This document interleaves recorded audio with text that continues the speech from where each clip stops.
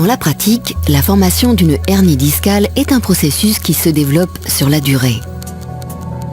Il arrive que l'on rencontre ces lésions chez des personnes sédentaires, mais elles peuvent également être provoquées par de lourdes charges portées de manière inadéquate.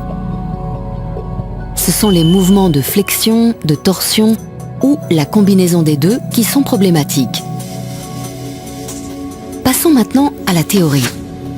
Les disques de nos vertèbres sont solides, mais au fur et à mesure des années, sous la pression qu'exerce le noyau, de minuscules déchirures peuvent apparaître dans les couches de l'anneau fibreux. Peu à peu, ces déchirures deviennent de petites fissures et le noyau gélatineux commence à s'y infiltrer. Dans un grand nombre de cas, le disque peut se bomber localement, c'est le début de la hernie.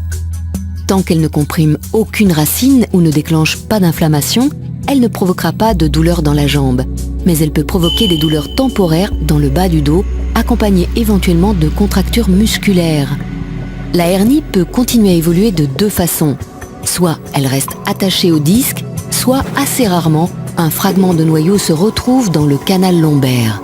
Dans les deux cas, si une racine nerveuse est comprimée ou si de l'inflammation est déclenchée, des douleurs, picotements, fourmillements ou, plus rarement, un manque de force musculaire sur le trajet de ce nerf peuvent apparaître, qu'il soit sciatique ou crural par exemple.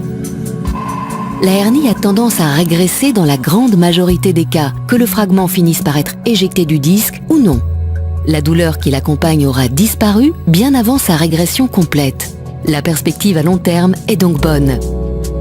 Consultez votre médecin, il pourra vous rassurer sur les causes de vos symptômes. L'avis d'un chirurgien est rarement nécessaire. Rappelez-vous, pour éviter tout cela, de bons gestes et une bonne musculature sont indispensables.